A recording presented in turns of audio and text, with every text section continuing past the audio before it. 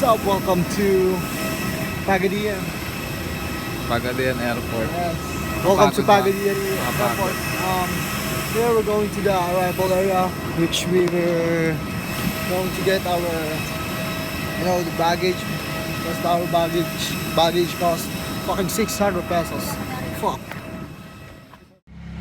So yun, we're here na, no? Malapit na kami. Yeah. Kasama namin yung lola ni Apo. Yes. Yes man. Yes, son. Ano din, estimate namin, umalis kami mula sa Manila mga 6 a.m.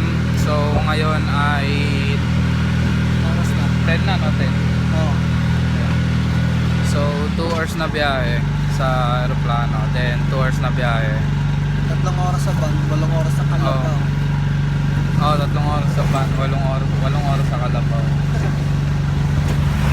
So po, kamusta naman yung biyahe? Ayun, ganito pa rin. Tignan mo yung Oppo, imbis na nakababa mo, tumaas. Ano na kuryente? Shit! Pababa mo, no? Interview ko ng tao.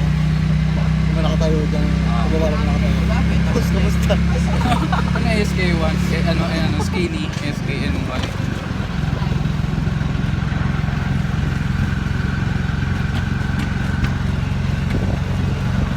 Ngayon ka pala pupunta doon, La? Ha? Ngayon ka lang pupunta doon? Hindi ah. Galing na kami doon. Galing na kami dito. Medyo malayo na to, parang nasa dulo na kami ng lupalop ng mundo.